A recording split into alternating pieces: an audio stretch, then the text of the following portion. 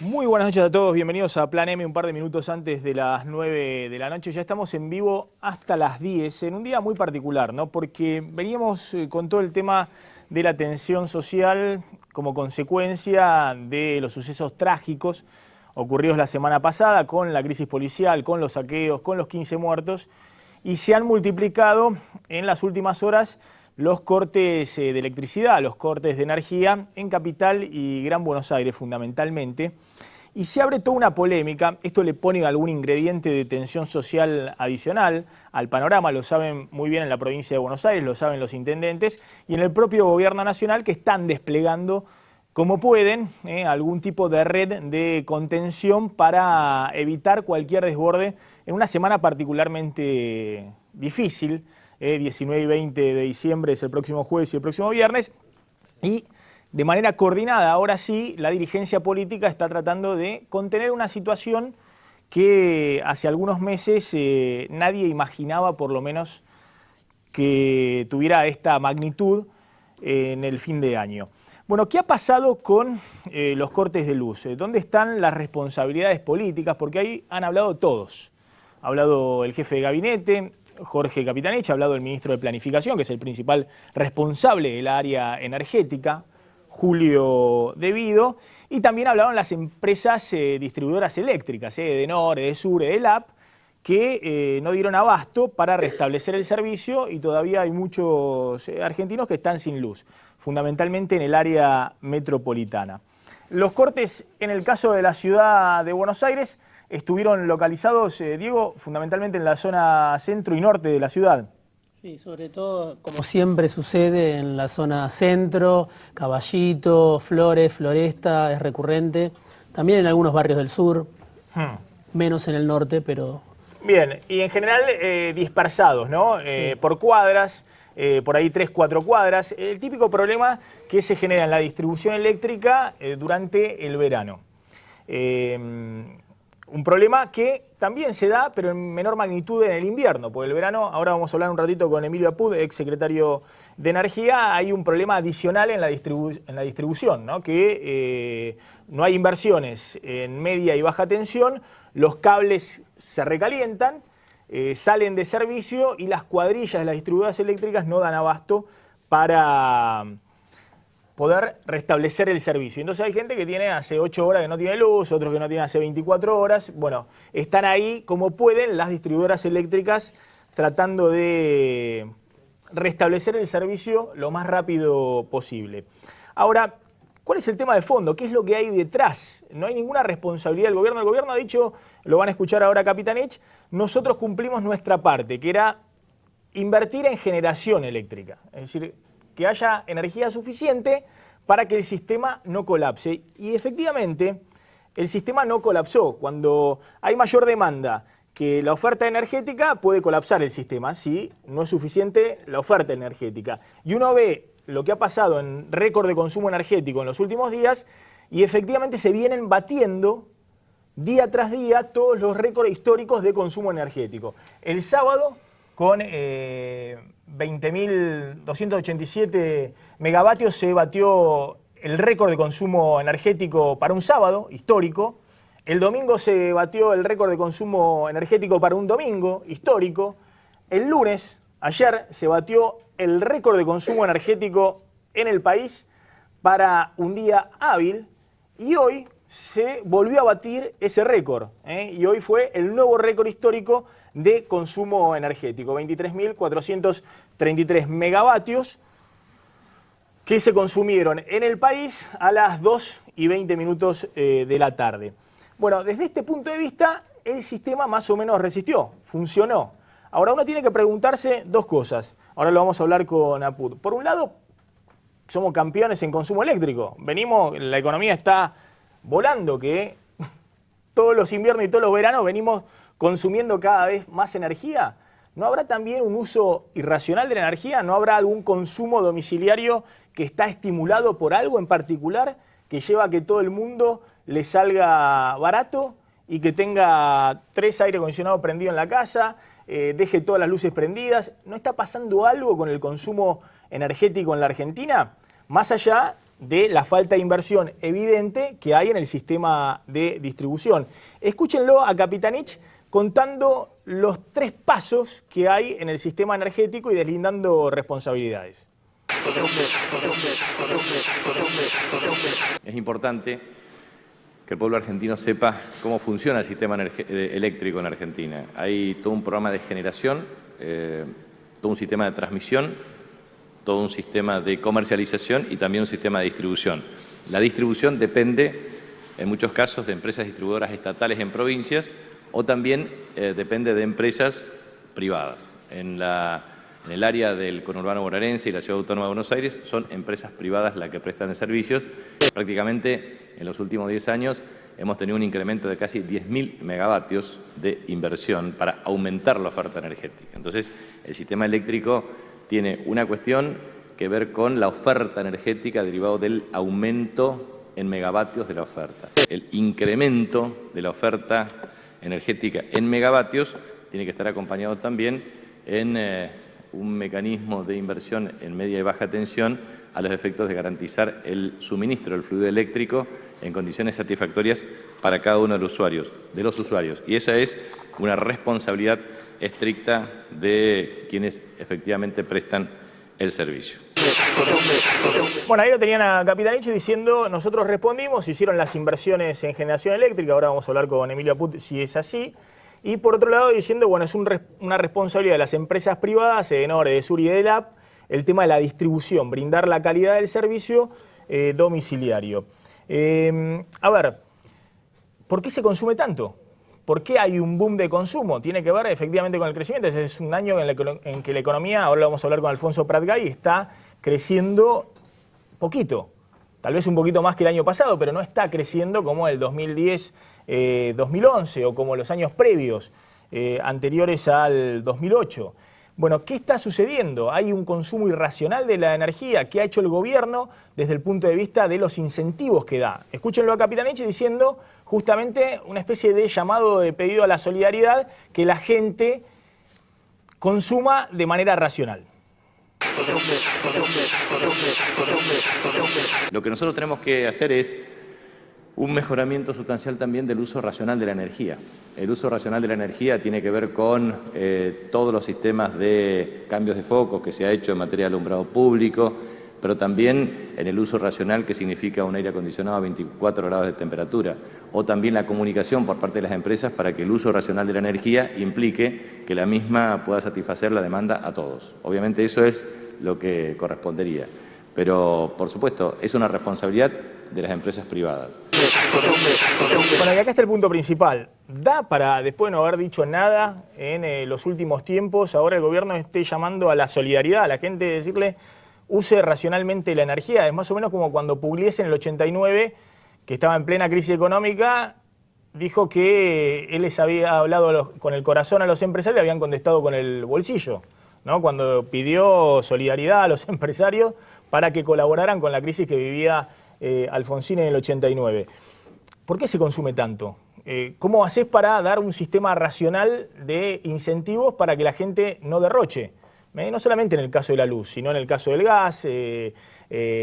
¿Por qué se han multiplicado, por ejemplo, las piletas climatizadas en la zona norte del Gran Buenos Aires? Porque hay gas barato. ¿Por qué hay un boom de consumo en los últimos años en el área metropolitana? Bueno, porque hay luz muy, muy barata. Esta es la cuenta de luz de Diego Genú. ¿La puedo mostrar, Diego?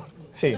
Esta es la cuenta de luz de Diego Genú, que la pagó a través de un sistema... Pago mis cuentas. Sí, un sistema de pago informático por internet. Bueno, pagó 54 pesos el último bimestre, que lo canceló. ¿Esto qué es, Edenor? Edesur. Edesur. Bueno, 54 pesos el bimestre. O sea, eso da 28 pesos más o menos, o 27 pesos por mes. Supongamos 30 pesos por mes es lo que paga en general en la ciudad de Buenos Aires, un 3 ambientes es lo que paga de luz por mes, 30 pesos. Un poquito más, en algunos casos un poquito menos, 30 pesos. Bueno, 30 pesos es lo que sale hoy media pizza. La media pizza les voy a convidar ahora a Alfonso Pratgay, si quiere, mientras hacemos la entrevista. Es decir, con 4 aceitunas. Esta nos salió un poquito más cara, porque es una pizzería un poco cara del barrio de Chacarita. y además porque trae más aceitunas de lo habitual. Pero, ¿qué está pasando?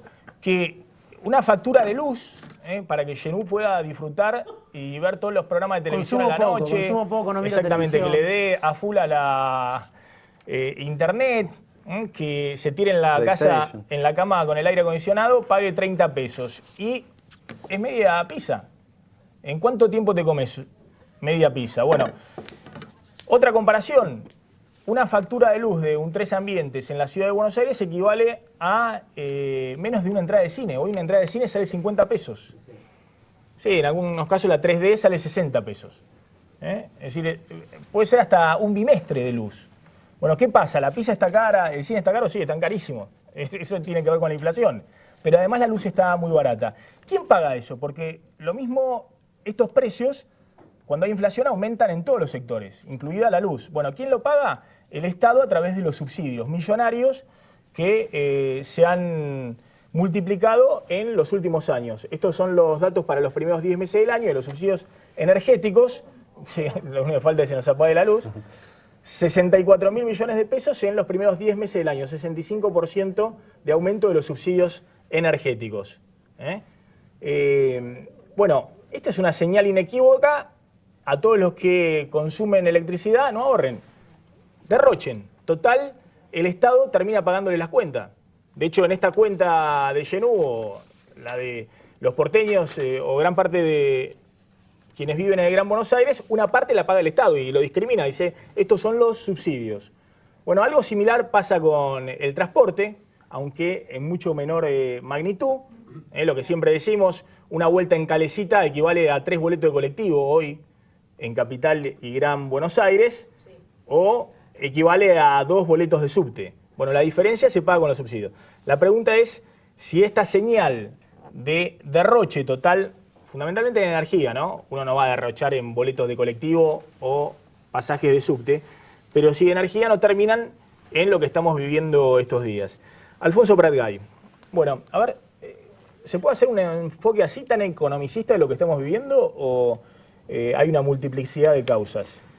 No, hay muchas cosas, pero al final del día el precio es lo que determina el apetito por el consumo, ¿no? Yo lo escuchaba a Capitanich que dice que el consumo tiene que ser racional. El consumo es racional, lo que es irracional es el esquema, es el sistema de precios y es el esquema que ha llevado este gobierno que está hace 10 años, ¿no? O sea, Capitanich... Claro. Está bien lo que decís. Con precios tan baratos, es decir, me sale mucho más barato la luz que la pizza, con este esquema de precios es racional consumir y irte de la habitación y dejar todo prendido o prender 3 aire acondicionados. Se han vendido creo que 8 millones de aire acondicionado en los últimos 6 años en la Argentina. Vos pensás, dejaste una luz prendida en la otra habitación, ir y apagarla o dejarla toda la noche prendida, no sé, por ahí son 10 centavos con esto. Y bueno, te da fiaca, te vas a dormir, ¿no?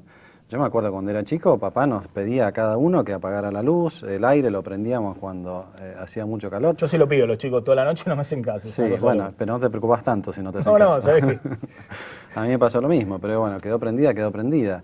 Te la están regalando la luz, esa es la realidad. Te están regalando también el transporte y lo están regalando, seguramente Alicia lo explicará mejor, lo están regalando sobre todo a los porteños y a los que vivimos en el área metropolitana de Buenos Aires, porque el precio del boleto de colectivo en Rosario es mucho más que esto, en Tucumán, en cualquier otra provincia es mucho más, y los subsidios incluso a la energía no son los mismos que recibimos los porteños. Acordate por qué empezó esto, Maxi. Empezó como una de esas grandes, ya nos olvidamos de Moreno, ¿viste? Pasó una semana, ya nadie se acuerda de Moreno. La primera gran idea de Moreno en este tema fue cómo las tarifas públicas del área metropolitana de Buenos Aires impactan directamente en el índice de precios a consumidor. Bueno, congelémoslas, porque entonces de esa manera aumenta menos el IPC, pagamos menos deuda y yo soy un gran campeón, ¿no? Eso lo podías hacer durante algún tiempo, no lo podés hacer durante 10 años. Ahora, también es cierto que con este esquema donde ha habido subsidios millonarios, hablamos de 65.000 millones de pesos en los primeros 10 meses en el sector energético, con este esquema en el cual la entrada de cine vale mucho más cara que un mes de tarifa de luz para un 3 ambiente, también es cierto que las empresas distribuidoras de Edenor, Edesur, Edelap no invirtieron un mango. Es decir, que no han puesto no sé, en cables, en subestaciones, no han hecho una inversión. Sí, lo que hay que preguntarse es si son privadas realmente. Fíjate las empresas de colectivos, o el boleto de media distancia o de larga distancia. Yo no soy un experto en esto, pero he visto algunos estudios. El 90% del costo del boleto lo paga el Estado Nacional. Entonces, es discutible que esa empresa sea privada. ¿Por qué? Porque si yo soy el empresario de esa empresa y dependo de un subsidio, además de todas las posibilidades de corrupción que hay, que son inmensas, lo vimos con Cirigliano en el caso de los trenes y demás, la verdad que no sé cuándo voy a percibir eso, si el día de mañana el gobierno se da vuelta o no se da vuelta. No es un incentivo a invertir, porque estás pendiendo de la decisión arbitraria de un funcionario, ¿no? Yo creo que las empresas de distribución y otras empresas están como aguantando a que cambie el esquema. Y solamente cuando cambien el esquema van a invertir. Entonces, echarle la culpa a las empresas porque no invirtieron es volver a insistir en lo que insistía Capitanich del lado del consumidor. El sistema es irracional. Sí, igualmente yo hago una diferencia. Una cosa es esto, ¿no? El tema del transporte. Que el gobierno, con los aumentos que dio a principio de año Randazzo, achicó mucho la factura de subsidios al transporte. Y que mal, los subsidios al transporte existen en todo el mundo. Y está fuerte subsidiado el transporte básico. Pero no a todos, no a todos. El tren, el colectivo. Ahora, lo que me preocupa es lo otro, el tema de la factura de luz. ¿Qué está pasando con la factura de luz? Que uno ahí ve que hay un consumo irracional de sectores que han puesto, no sé, en barrios privados reflectores de 1000 watts o que nadie ahorra absolutamente nada. Digamos, se ve en las calles de Buenos Aires, donde ni siquiera los comerciantes, ni siquiera el Estado está en un proceso de ahorro de energía. Ahí se ve básicamente un esquema de derroche. El sistema te lleva a derrochar, así como te lleva a no ahorrar. Llevamos ya, 8 años de tasa de interés por debajo de la inflación. Entonces, si no ahorras como sociedad, difícilmente vayas a tener los recursos para invertir. Si no invertís, empezás a tener estos problemas, que lo tenés con los trenes, lo tenés con el petróleo, lo tenés con el gas, lo tenés con los servicios públicos, como lo estamos discutiendo ahora. Fíjate en gas. En gas, si vos haces ese análisis, hay 14 precios diferentes para la misma cosa que es un metro cúbico de gas, dependiendo de si seas una gran industria, de si sos residencial en Buenos Aires, si sos residencial en el interior, si tenés el subsidio del gasoil. Es interminable. Entonces, esa maraña de cruces totalmente arbitrarios es el sistema irracional que ahora Capitanich nos quiere decir que es absolutamente racional, y que la culpa no es del que diseñó el sistema, sino del que lo usa, ya sea al lado de la oferta o como consumidor. Ahora le vamos a preguntar a Emilio Put, ex secretario de Energía, ¿de quién es la culpa de lo que está pasando en estos días? Para mí, sin ninguna duda, del gobierno. El gobierno hace 10 años que está con los mismos funcionarios, tiene un ministerio de planificación y recibió un sistema eléctrico, ¿no?, en muy buenas condiciones de funcionamiento, saneado desde el punto de vista financiero. Y bueno, en menos de 10 años llegamos a esta situación. Una situación donde no se justificaban los subsidios. Los economistas saben bien que un subsidio es una situación que ocurre en determinados momentos, ¿no?, de emergencia, y hay que trabajarla con dosis homeopáticas, ¿no?, para tenerlo durante 10 años y en el momento de las vacas gordas. Ahora ya es casi imposible poder revertir la situación.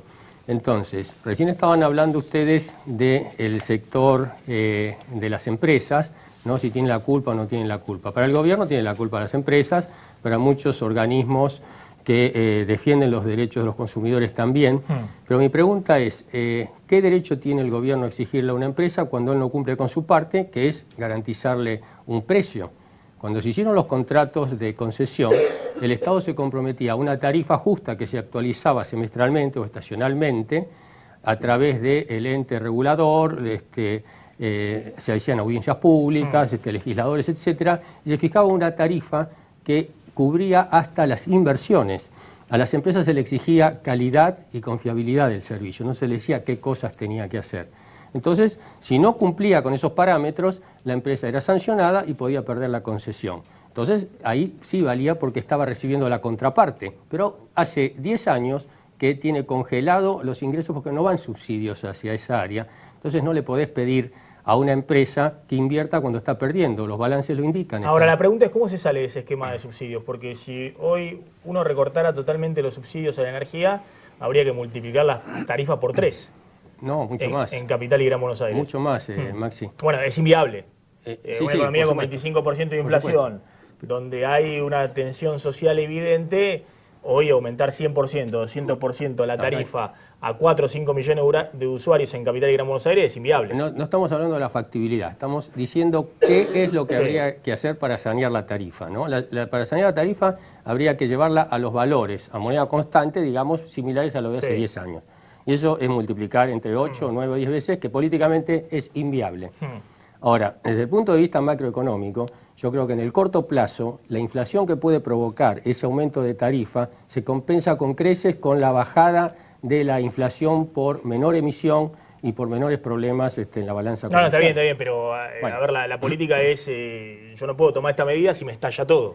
Seguro. Digamos, más allá de que en el papel diga, bueno, Seguro. sí, bárbaro, recorté el déficit fiscal, reduje la emisión monetaria, pegué el tarifazo y se Claro. acomodó todo, ¿no? Porque en el medio te quemaron el Gran Buenos Aires. Entonces, no, no hay solución política. digo, los entonces- gobiernos anteriores han aprendido de eso, digamos, ¿no? Exactamente. Sí.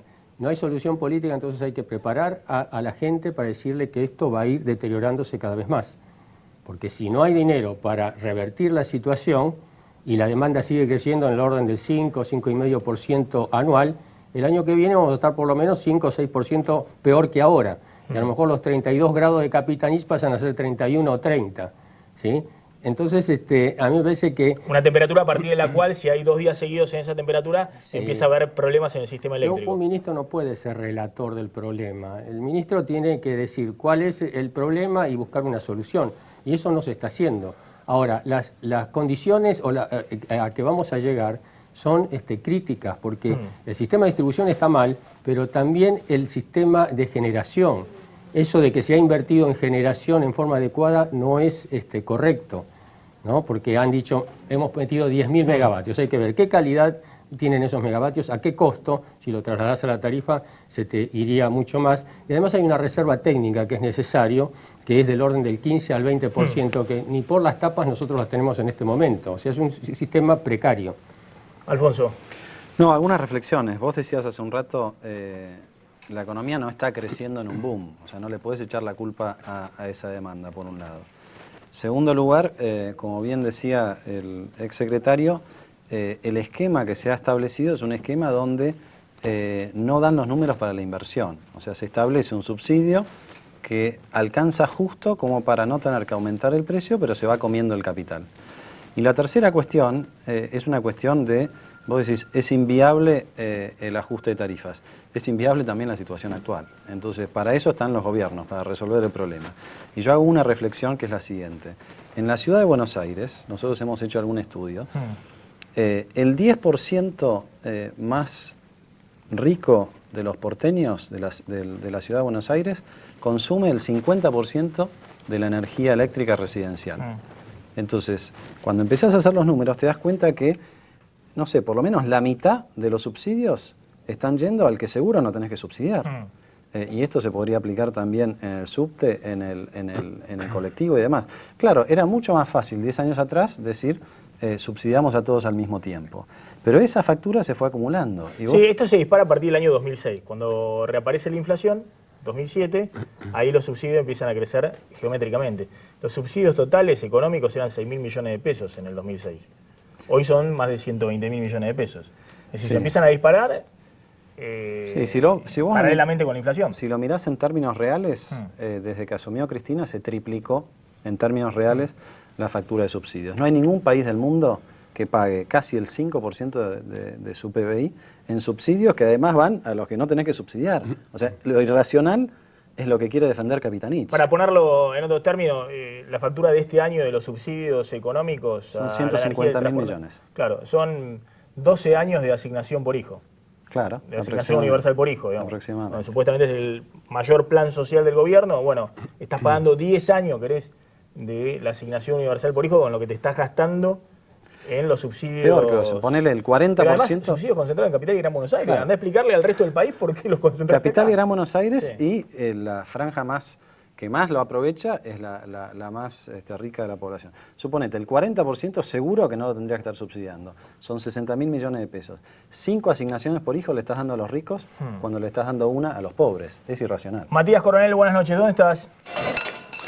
Maximiliano, muchas gracias, buenas noches. Esquinas de Juan B. Justo y San Martín, este es el límite de varios barrios, precisamente de Caballito Norte, Villa Crespo, de Santa Rita, de La Paternal, desde las 7:30 de la tarde que están realizando un corte porque hace ya casi una semana que están sin luz, diferentes vecinos y diferentes cuadras con varios días. En tu caso, ¿cuántos días sin luz? Hace 17 días que estamos padeciendo cortes de luz, sin ninguna respuesta del gobierno, del ente regulador, del ministerio y con agravios de la señora Presidente, del ministro debido, diciéndonos que ellos hacen lo que pueden, pero no hacen nada. ¿En su caso los cortes son intermitentes o hace 17 días? Intermitentes, pero es como no tener luz, es tener una paz y faltar dos, no tener agua, no tener ascensor. Yo en lo personal soy casi electrodependiente porque soy asmática y no contemplan esa situación, obligan a querer mentir al ciudadano. Bueno, ustedes llaman a las empresas y no les dan soluciones ni respuestas. No nos dan soluciones, con esto nos bañamos, con esto no tenemos luz, no tenemos para bañarnos, no tenemos gas, nada, un desastre, siempre lo mismo. Este es el panorama entonces, Maximiliano, insisto, Juan B. Justo y San Martín, pleno corte, han prendido fuego inclusive algunos elementos en reclamo entonces por la falta de luz. Ahora vamos a seguir ahí con el móvil en un ratito con Matías Coronel. ¿Cómo estás viendo el fin de año? Voy a hablar ahora con las diputadas Graciela Camaño y Alicia Siciliani, la diputada del Frente Renovador y la diputada del Partido Socialista, bueno, para analizar un poquito qué está pasando en este fin de año entre la política, la crisis policial, el fantasma de los saqueos nuevamente revoloteando en diciembre, qué está pasando con la política. Ahora, desde la economía, ¿el fin de año cómo termina?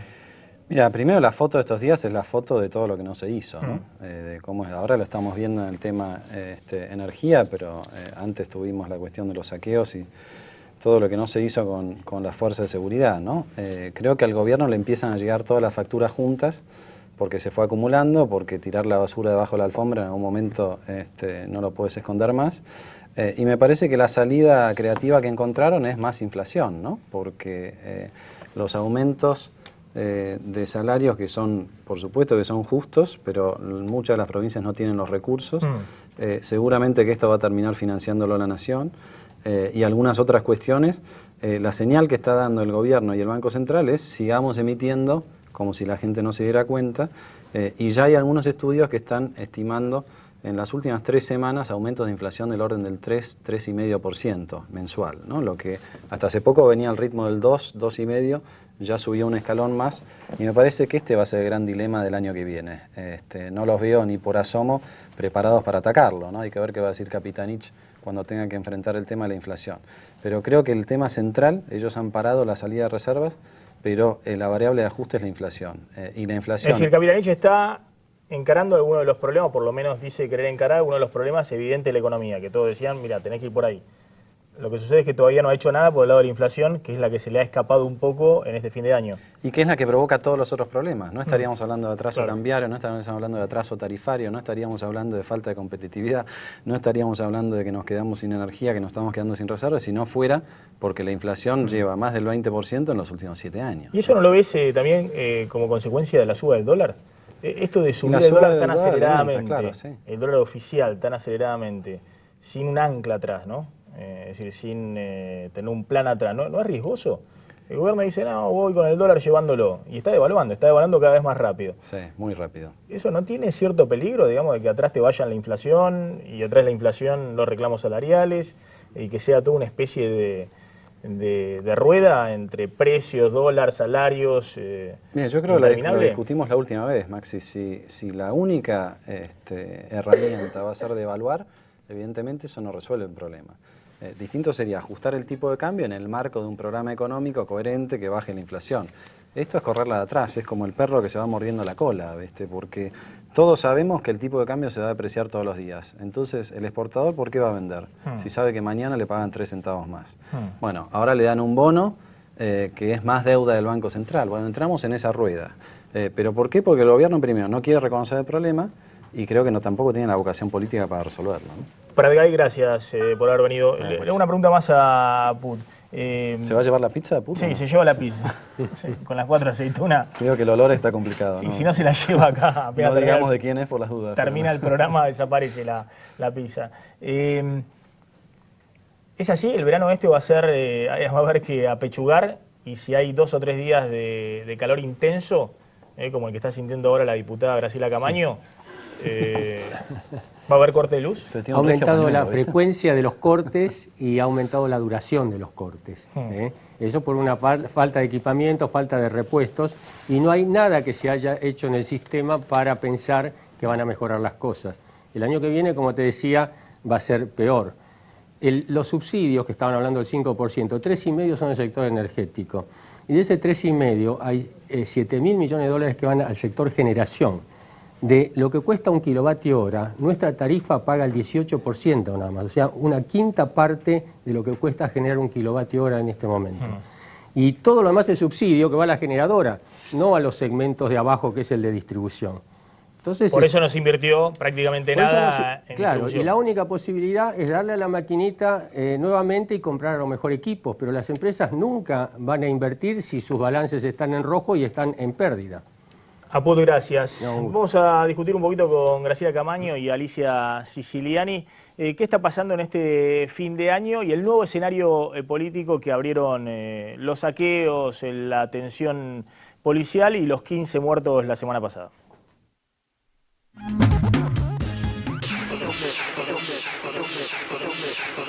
Una semana después de la ola de protestas policiales y saqueos que dejó 15 muertos en todo el país, el gobierno sigue en alerta. La Casa Rosada redobla los esfuerzos por temor a nuevos hechos de violencia. La preocupación principal está en lo que pueda suceder en la capital y el conurbano bonaerense el 19 y 20 de diciembre. Para los días del aniversario de la caída de Fernando de la Rúa, el Ministerio de Seguridad impulsa un operativo conjunto con el gobierno de la ciudad y la provincia de Buenos Aires. El plan antisaqueos de la ministra Cecilia Rodríguez y del secretario Sergio Berni incluye el patrullaje aéreo por las noches y confirma la inquietud que reina en sectores del oficialismo. El gobierno envió al Gran Buenos Aires un helicóptero de la Policía Federal con sensores que pueden escanear los territorios. A eso se suma el patrullaje terrestre, la presencia de gendarmería en los autoservicios chinos y el reparto de handys para que los hipermercados se comuniquen con las comisarías. 7.500 gendarmes y prefectos tienen como objetivo principal evitar los desbordes en las vísperas de las fiestas de fin de año. Las altas temperaturas y los cortes de luz que afectan a los usuarios de la ciudad y la provincia no son un buen augurio. El gobierno presiona a las empresas para evitar que los cortes potencien el mal humor social en el área metropolitana. Sabe que se juega mucho en los días que están por llegar. Estamos con la diputada Graciela Camaño del Frente Renovador. Gracias por venir, Graciela, y Alicia Siciliani del Partido Socialista. Bueno, ¿qué está pasando con este fin de año? ¿El gobierno está encarando bien la conflictividad social? ¿Cómo se planta la política? Porque me parece que esto involucra a todos los sectores políticos, no solamente al gobierno. Sí. No, bueno, a ver, si miramos el saldo que traemos hasta acá, indudablemente los deberes de la política están pésimamente mal hechos, ¿no? O sea, yo creo que no ha habido en la historia del país un fin de año tan trágico como el que al que estamos asistiendo. Y bueno, todas estas prevenciones bienvenidas sean. Sí, el 19 y 20 de diciembre del 2001, ¿no? Pero indudablemente lo que quedó demostrado es que estamos ante un problema muy grave, porque ya no se trata solo de pobreza, Maxi. Este es el drama. Acá lo que se vio la semana pasada es la exclusión de manera descarnada, porque la pobreza conlleva algún grado de dignidad, en fin, todo lo que conocemos y sabemos que significa ser pobre. Ahora, cuando entramos en la variable esta de mirar que no hay límites, que no hay valores, que no hay posibilidades de definir lo que pasó, con gente que corrió todos los límites de la vida en una comunidad, ¿no es cierto? Y que se dedicó a saquear de la manera en que se dedicó a saquear. Bueno, acá hay un nivel de exclusión muy grande, falta de valores, una subcultura, y me parece que eso es una cuenta pendiente y una cuenta a saldar. Y esto no se logra en poco tiempo ni con un helicóptero que escanee de noche. Esto es todo un giro en materia de la forma en que se hace la política que tenemos que hacer todos. Yo creo que hace falta un giro copernicano, ¿no es cierto? Y también creo que la gente lo está pidiendo. El resultado electoral del 27 de octubre trajo un mensaje muy fuerte de necesidad de cambios. Y vos fijate que nada cambia. O sea, la actitud del gobierno ha sido y es exactamente la misma.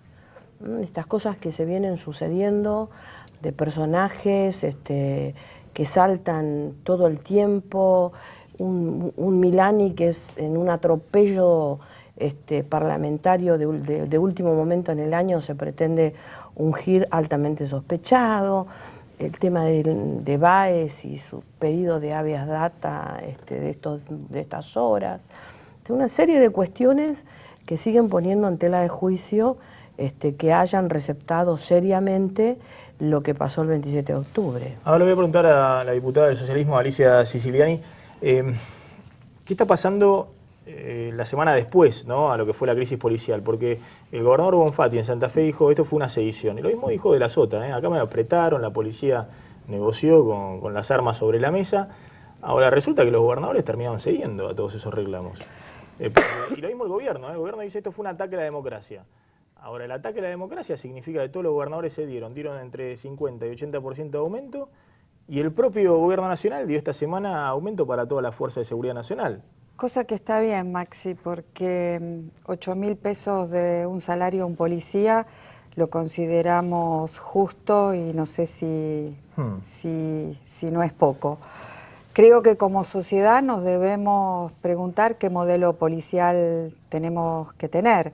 Creo que el Estado no está respondiendo a la altura de la circunstancia para definir un bien público como es la seguridad. Lo que discutíamos la semana pasada es la fuerza policial. Esta semana estamos discutiendo cómo proveyemos de energía. O sea que estamos en un problema después de una década que nos estamos consumiendo la bonanza en bienes suntuarios, bienes superfluos y bienes privados, y no hicimos nada con los bienes públicos.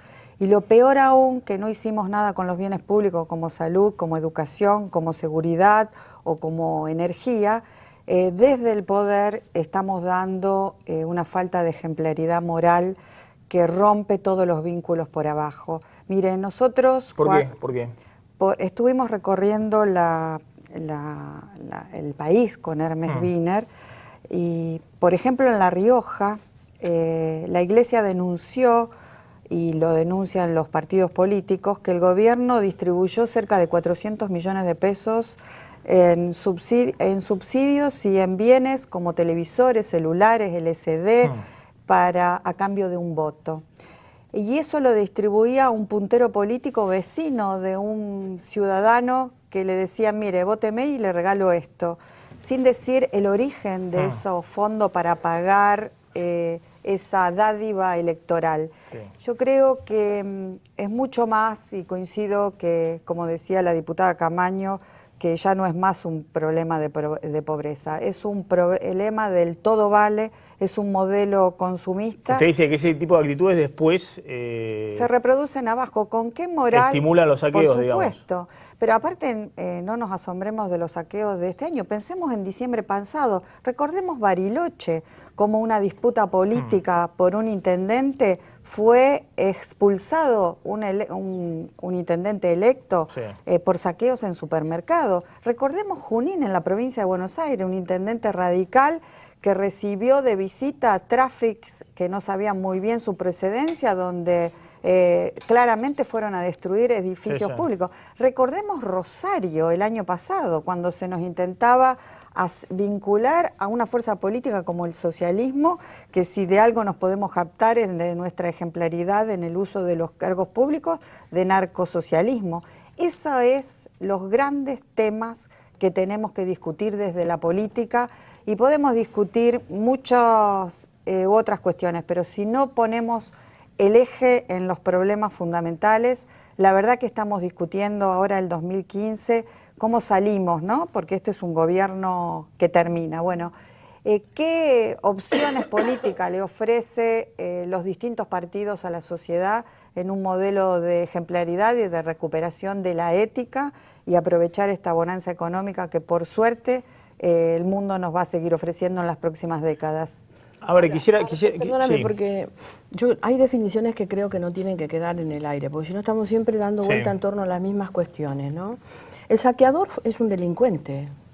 Y tenemos que decirlo con vehemencia y lo tenemos que decir todos los partidos políticos, porque si nosotros justificamos por el mal ejemplo, por lo que sea, estamos de alguna manera generando la idea de que sí, de que es posible que el pueblo en algún momento se sienta disconforme con los dirigentes y proceda a este tipo de actitudes. Entonces ahí me parece que es cuando los valores se pierden o los valores se diluyen.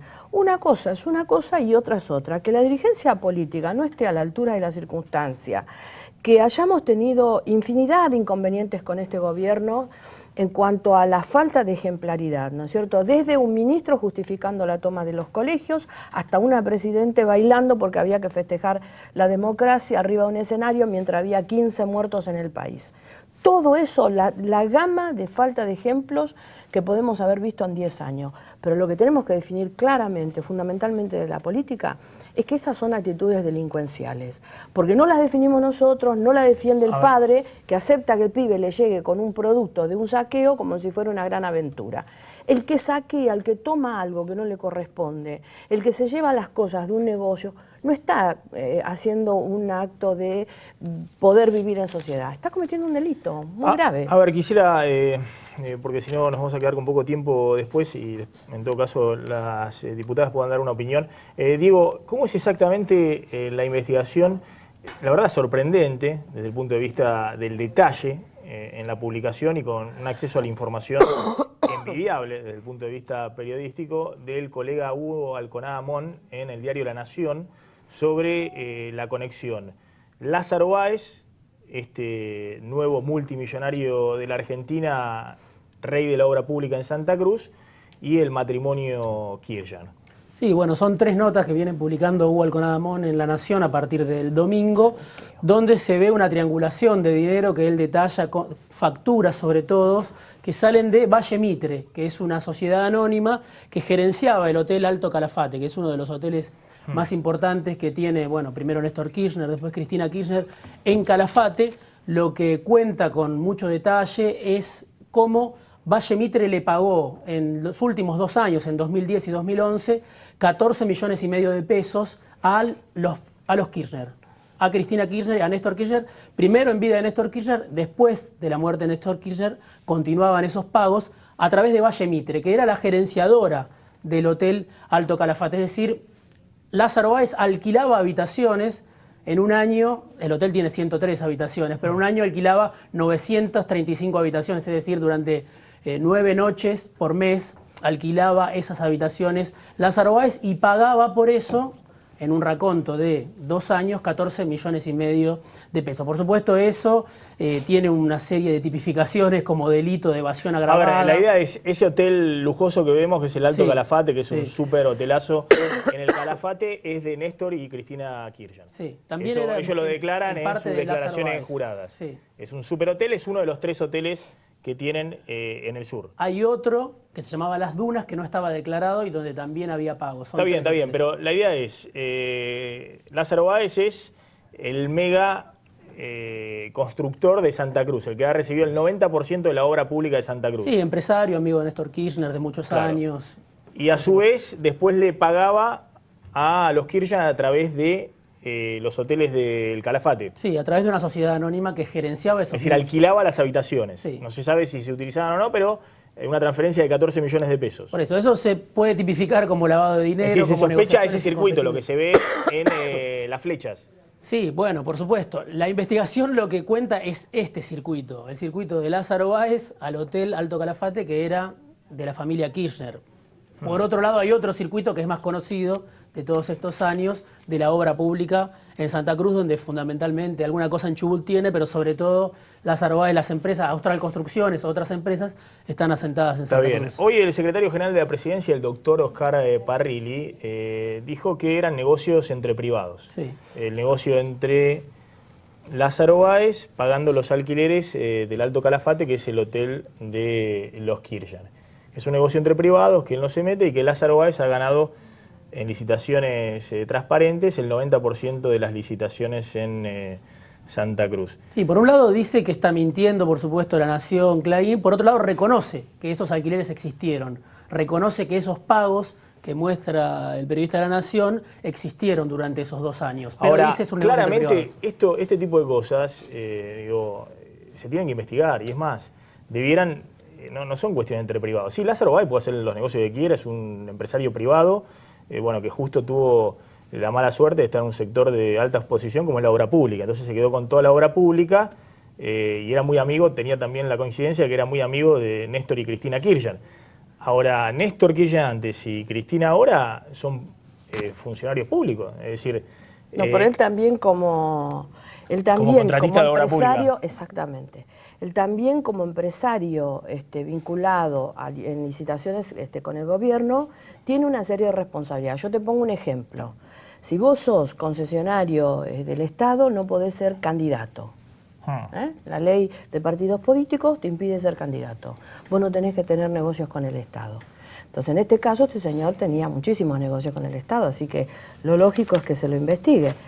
Él ha presentado un habeas data bajo este argumento que esgrime... Para que no se publique nada de esto. Exactamente. Está en todo su derecho de hacerlo, por supuesto, pero la verdad es que ningún juez que se precie de haber pasado por una universidad y haber estudiado Derecho en algún momento puede llegar a admitir... Habeas data significa que no se publique esto, que no se comente esto. Exactamente, que tenga una cierta cautela sobre una reserva sobre los datos de sus empresas. No solamente porque él es un empresario vinculado a las cuestiones del Estado, sino también porque además el negocio lo hacía con alguien que es funcionaria pública por excelencia. Claro, nada más y nada menos que la Presidenta de la Nación. Además hay un elemento más, esto se debe aclarar, pero no solamente por los Kirchner. Supongamos que está todo en orden, que los Kirchner es todo transparente, pipí, cucú, no pasa nada. Ahora, el que viene en el 2015, supongamos que puede ser Macri, no sé si Massa está anotado en la carrera, Scioli, Wiener, Cobo, supongamos que vienen.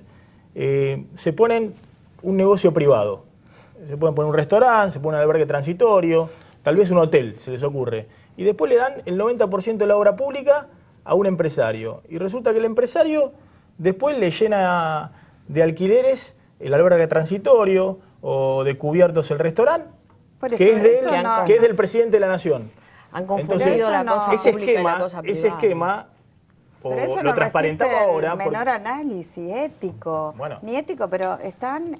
tampoco legal. Ni legal ni ético. Legal. Y no somos tontos, los ciudadanos argentinos no son tontos. Entonces el clima de impunidad que se vive en el país, pero no solo de esta década, de la década anterior, veamos a María Julia Alzogaray cuando rindió cuentas a la justicia, habían pasado 20 años.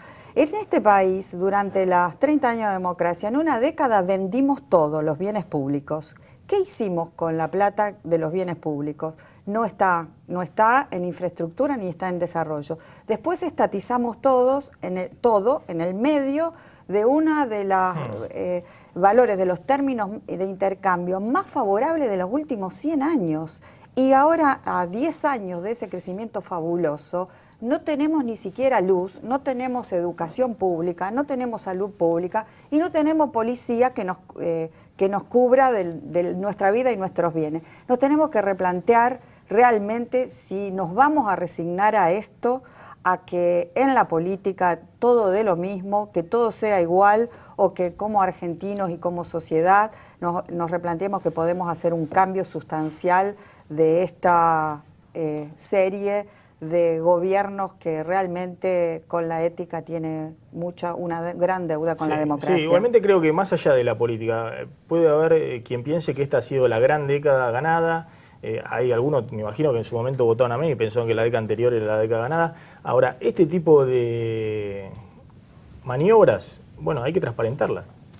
O investiga la justicia o lo transparenta el propio gobierno, porque no es una cuestión de los Kirchner, una cuestión también del que viene en el 2015. Pero claro, es decir, como si no, sociedad. queda una puerta sociedad. abierta para hacer negocio desde un lado y desde el otro lado del demostrador para cualquiera que venga. Roba, insisto, pero hace, Pero ¿no? las normas están, y se va a investigar Maxi. que venga también. A ver, vamos a poner las cosas en su lugar.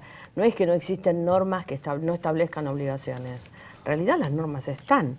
O sea, todo tiene normas. Yo veía el conflicto de la semana pasada con la policía y parecía que nadie había alcanzado a leer que teníamos una ley de seguridad interior, que teníamos la posibilidad de tener un consejo de seguridad interior, un comité de crisis en materia de seguridad interior, un convenio policial en materia de trato con la policía. O sea, las normas existen. A mí me agarra mucha desesperación porque como tengo profusión por el estudio, a veces me encuentro con que se dicen cosas que no tienen nada que ver con lo que uno sabe que existe. Y en materia de comportamiento de los empleados públicos y de los funcionarios públicos, las normas están, y no son solamente normas que tienen que ver con la ética, sino que hay normas estrictas que tienen que ver con, por ejemplo, el tema del blanqueo de capitales, en donde necesariamente para que el blanqueo deje de existir en la Argentina, se necesita el compromiso de la dirigencia política que tiene funciones Claro, públicas. pero yo creo que ahí hay una responsabilidad de la dirigencia política y de los jueces y de los fiscales. El periodismo, como hizo el colega Alconada Amón, puede publicar algo. Y en todo caso, si Lázaro Báez o Cristina consideran que eso no es así, podrán refutarlo en los canales Pero jamás impedir que se publique. Claro, no. Jamás. No, bueno, pero eso es impedir que se absurdo. publique. Digamos, no puedo creer que un juez agarre y diga Claro. que no se publique como si fuera de la intimidad de Lázaro Báez. Exactamente. ¿Cómo opera una empresa contratista de obra pública?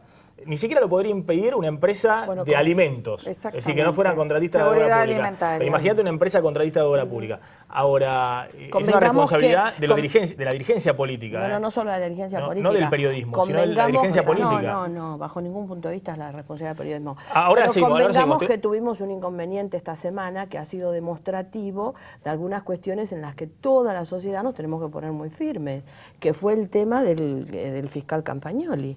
O sea, la muestra más aberrante de llevarse por delante cuando hay alguien en la justicia que levanta la voz e investiga. Una tanda muy cortita y volvemos, no te vayas.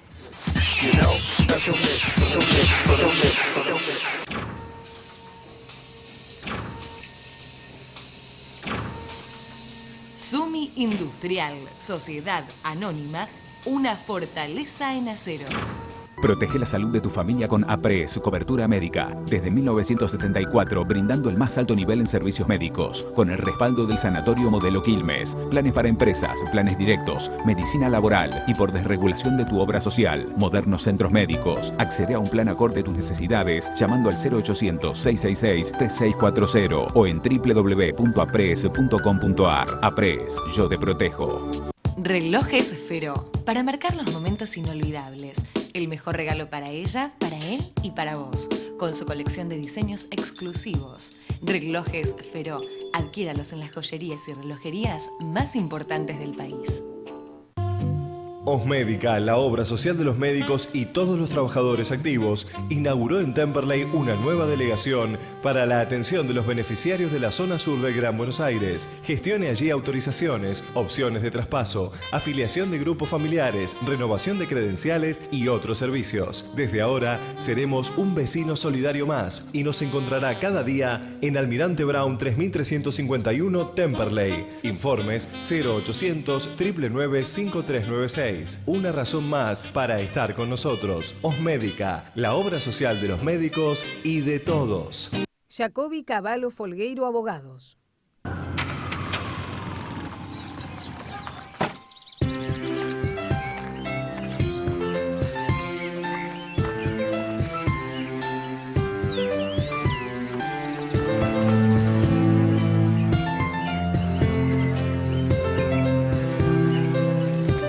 Colchones y somiers, Luna del Sur. Dormí tranquilo, dormí mejor. UMED, tu derecho a la excelencia. ¿Y usted, sabe en quién confiar a la hora de adquirir o de alquilar su nuevo predio industrial? Si usted tuviera que mudar o ampliar su empresa, ¿en quién confiaría la búsqueda de su nuevo predio industrial? En Adrián Mercado, que es el que más conectado está con las pymes. Así como él, que confía en el mejor. Adrián Mercado, gestión inmobiliaria. El placer de operar con el que sabe. Seguimos en Plan M. Diego, hoy Scioli tuvo un gesto de rebeldía, se reunió con José Manuel de la Sota, un paria dentro del universo del peronismo kirchnerista.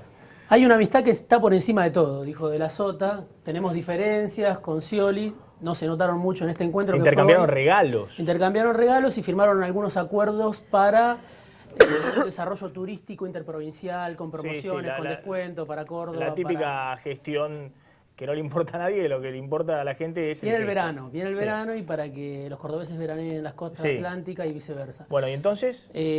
Lo más importante fue esto, esta fue la excusa, pero por supuesto una foto importante, después de toda la pelea de la Sota con el gobierno nacional, se dice que Scioli dijo, voy a interceder ante la nación para que haya fondos para pagar este aumento que acaba de dar de la Sota a la Policía Provincial y no tiene los fondos como la mayoría de los gobernadores o muchos de los gobernadores. Y Scioli le dijo de la Sota, dejá que yo te lo arreglo con Cristina. Voy a interceder. Se dice que le dijo ¿Cómo va a hacer eso? Scioli para pagar él? Para pagar él el aumento de la Policía Provincial. Dice que va a interceder para que encima Cristina le mande fondos a De la Sota. Estuvo De la Sota igual esta semana con Capitanich. Se ve que no logró todo lo que quería, pero los medios, sobre todo de la provincia, una nota de La Voz del Interior, planteaba que este tema, que De la Sota esperaba que Scioli lo acerque por otro canal a la Casa Rosada. Graciela Camaño, a ver, Macri, Massa, Wiener, Cobos, ¿están un poco balconeando la situación?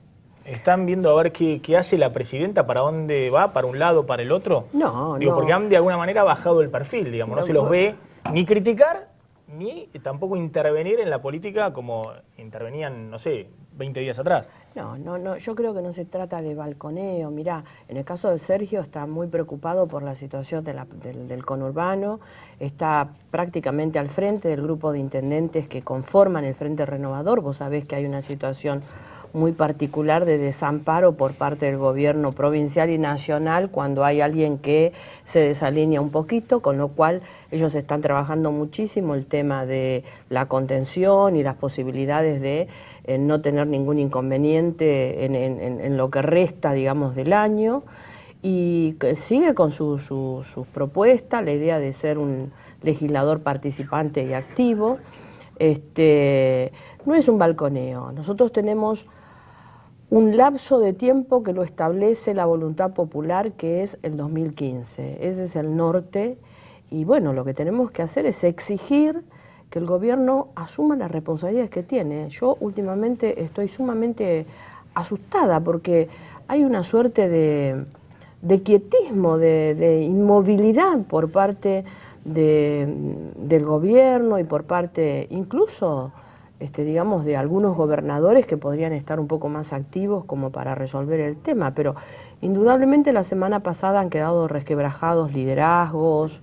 La situación no es una situación fácil, no es una situación sencilla para nadie, no solo para los gobernadores, también para todos los dirigentes políticos que tenemos alguna responsabilidad, aunque nuestra responsabilidad no sea la de ejecutar, sea la de legislar.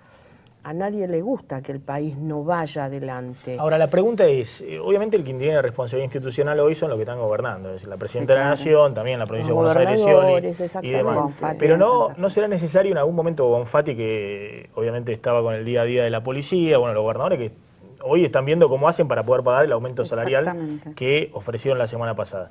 Ahora, en algún momento la dirigencia política de la oposición ¿no debería también dar un paso adelante y ofrecer no tenga dudas, alguna mano al gobierno?